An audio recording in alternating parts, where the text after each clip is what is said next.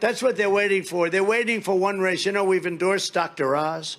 We've endorsed JP, right?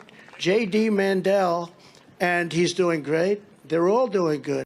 So, yeah, that was Donald Trump talking about his new running mate, JP Mandel, or should I say JD Vance. That is the decision that Donald Trump settled on. JD Vance is now on the ticket. We have Trump Vance for 2024. All Trump had to do was change 2 letters in the names. He went from Pence to Vance, and here we are. But JD Vance deeply offends me, and I'm going to tell you why as this video goes forward. Being someone who was born and raised in Appalachia, I've always been offended by JD Vance. And I'm even more so now offended that he's on this ticket and that people in my part of the world are looking at this as like, hey, look, Trump picked one of us. No, he didn't. Trump picked a poser just like himself. They're both posers. They're both people who have done nothing but profit off Appalachia. And I'm going to get to all of that. But before I do, we have to address the elephant in the room, and we have to address the fact that once upon a time, JD Vance said things like this. JD Vance, in his own words. I'm a never Trump guy. I never liked him. As somebody who doesn't like Trump, I might have to hold my nose and vote for Hillary Clinton. I didn't vote for Trump because I can't stomach Trump. I think that he's noxious, him being really outrageous and offensive. On Twitter, Vance called Trump, quote, reprehensible, an idiot, and Vance loves Mitt Romney. I'm a never Trump guy. That's the real JD Vance. Now, I do realize what a lot of the critics are going to say here. They're going to say, yeah, but Brando, he had a change of heart. You know, he said once Trump got in, he saw what a great president Trump was, and he decided to get behind it. But I would argue that he actually saw Trump's grift work on people in Appalachia, and he realized, hey, you know what? Not only can I sell my stereotypical book, but I can latch onto this grift and I can write it out too. And these people will be dumb enough to think that I'm one of them. I think you really need to read this text where he called Trump America's Hitler to understand how he was truly playing us all. Listen to this. But I'm not surprised by Trump's rise, and I think the entire party has only itself to blame. We are, whether we like it or not, the party of lower income, lower education white people. And I've been saying for a long time that we need to offer those people something, and hell, maybe even expand our appeal to working class black people in the process, or a demagogue would. We are now at this point. Trump is the fruit of the party's collective neglect. I go back and forth between thinking Trump is a cynical asshole like Nixon, who wouldn't be that bad and might even prove useful, or that he's America's Hitler. How's that for discouraging? Yeah, what's really discouraging about that is it's very clear what JD Vance thinks of people in Appalachia. Whether we like it or not, our base is uneducated white people. So how can we appeal to them? And hey, maybe we could appeal to blacks too. Maybe that might be a good idea. Could he be any more blatant in his racism? And then he goes on to say that Trump is the fruit of the party's neglect. What, in other words, he saw Trump's grift working on Appalachian people, and he realized that he could use his stereotypical book to further push that grift. Now, I'm going to explain all of my problems with the whole hillbilly elegy, but before we get there, I want to talk about this to put it all into context so you guys really understand where it is that I'm coming from and why I feel this way. For years, going back to the turn of the 20th century in the early 1900s, for years, people came down to my part of the world and they told people in my part of the world, hey, there is all kinds of gold, meaning coal. There is all kinds of coal in these mountains, and we can dig that coal and we can build you a town, and then you will have a town to grow up in and you will have jobs to do.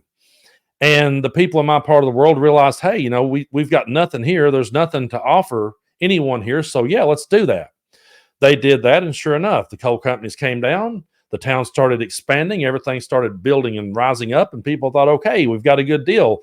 But suddenly they started getting cancers they'd never had before. Suddenly they realized that they were now just bound to the coal industry, and suddenly they realized just how far to the bank that they had been taken. They realized now that they were, as Hunter S. Thompson one time called them, a Judas goat, someone who was literally paid to piss in their own bed. And I know that may be a very blunt way of putting it, folks, but that's exactly how it went down. And then people in my part of the world were stuck with it. And it's like, well, now we got to make the best with what we have. I watched in my lifetime, I studied that part of our history so hard. I read books like The Battle of Blair Mountain. I highly recommend it. I studied Harlan County Kentucky, and the way that there was a time when our people was fighting against the coal corporations. That's who the enemy was, until a man by the name of Barack Obama came along and said the same exact thing that our grandfathers had been saying years ago, which is you're poisoning your creeks and streams. The reason you have these cancers you never heard of before is because the coal company has absolutely polluted your part of the world. They've destroyed your part of the world. So, hey, let's clean that up. And the Republicans figured out how to spin that and say the black man declared war on coal and coal is your heritage. And suddenly we had people in my part of the world dressing up like coal miners for Halloween. I've saw my people be played so many times, and I'm watching them be played again by JD Vance and his stereotypical book. What his book did was try to create this image that all you got to do is work hard, just pull yourself up by your bootstraps, you poor hillbilly, and you can be somebody too in this world. But what it didn't tell you was that we live in a country filled with systemic racism. What it didn't tell you is that there's a much bigger world out there with a whole lot of different viewpoints and a whole lot of different beliefs. What it didn't tell you was that you're not the only one in this race. And what J.D. Vance didn't tell you is that he took advantage of Democratic policies to get where he's at. What has J.D. Vance done since he got where he's at to help Appalachia? What has he done? Name me one thing that J.D. Vance did to give back to his part of the world besides cashing in on it with a shitty book. Now, I know that may rub a lot of people the wrong way, and they may go, Brando, you got this all twisted up every way in the world, but I understand that once you've been had and once you've been conned, the guy that's trying to point it out to you sounds like he's got sour grapes, and the guy that's trying to point it out to you sounds insane. But, folks, I know a grifter when I see one, and I also know when someone is put there as a plant to be a yes man to Donald Trump, and that is why he picked J.D. Vance, because just like Trump, J.D. Vance is now trying to distance himself from Project 2025. And as always, I'm going to bring the receipts. I'm not going to be the person who serves as a spokesperson for the Heritage Foundation. I don't have any affiliation. And I want to thank especially Kevin Roberts and all of the Heritage Foundation for 50 years of incredible work on conservative policy. The old famous. So there he is saying he had no affiliation whatsoever with the Heritage Foundation. And then there he is thanking the Heritage Foundation to their face. And here he is saying and admitting out loud that Trump just needs to surround himself with their people, with their yes men that will do whatever Trump wants. Take a look. I think that what Trump should do, like if I was giving him one piece of advice, fire every single mid-level bureaucrat, every civil servant in the administrative state, replace them with our people. And when the courts, because you will get taken to court, and then when the courts stop you, stand before the country like Andrew Jackson did and say the Chief Justice has made his ruling, now let him enforce it.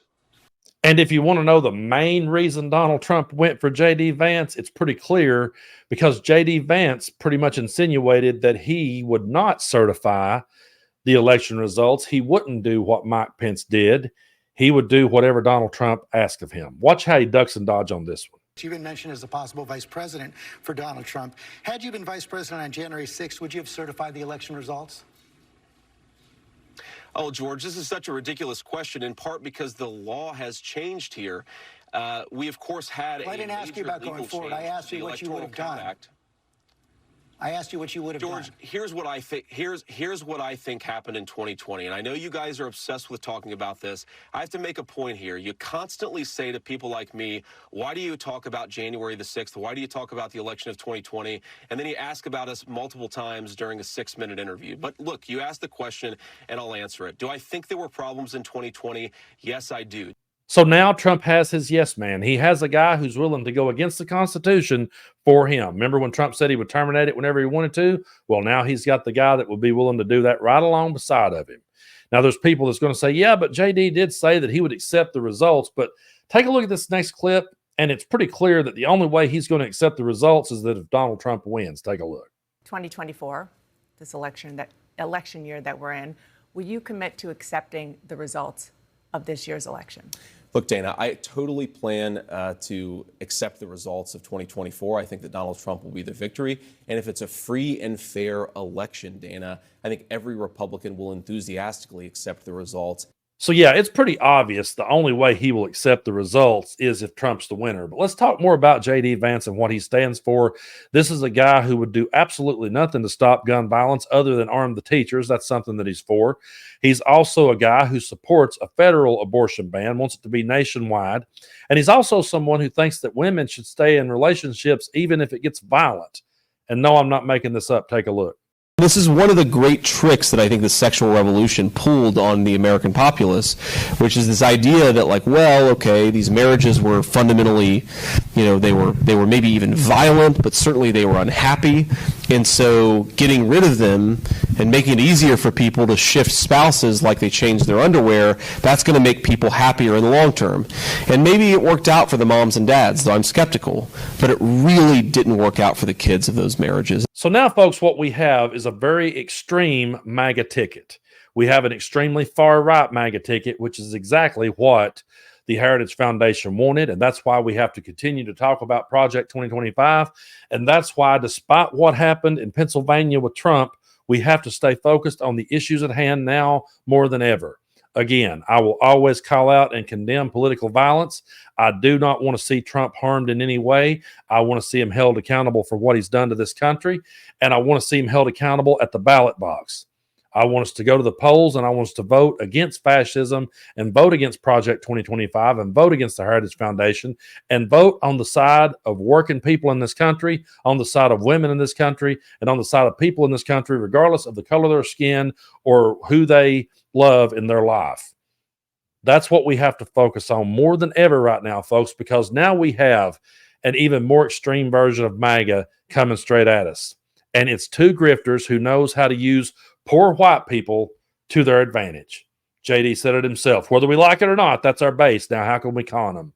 That's essentially what he was saying. And that's why he deeply offends me. And that's why I try so hard to get across to people in my part of the world. This guy does not care about you. For anyone that thinks JD Vance is, good at literature, ask yourself, is Jason Aldean good to country music? That's all the guy did. He found a way to cash in on our culture, and he's done nothing to help since. And where is his experience at? He didn't get the job because he was the most qualified. He didn't get the job because he had the most experiences under his belt. He got the job because he would say yes to Donald Trump and because he's just as extreme as he is. And he is a sellout and an ass kisser. Listen, folks, there's no way in the world that you could feel as strongly as you felt about Donald Trump in 2016. See that presidency? Because it wasn't great, regardless of what they tell you. If you were smart enough to see through him in the beginning, then when you saw him in office, you should have been like, holy shit, yeah, this ain't working. But instead, he realized, wait, the grift is working, and I can get behind it. So now we have two grifters that stand against women. Now we have two grifters that wants to push in extreme fascism. And that's why, folks, we have to get behind Biden and Harris in 2024 and go to the polls and beat them at the ballot box. We have to, folks. It's too serious at this point not to. We can't let these people back in, because if we get them back in, we're never going to get them out.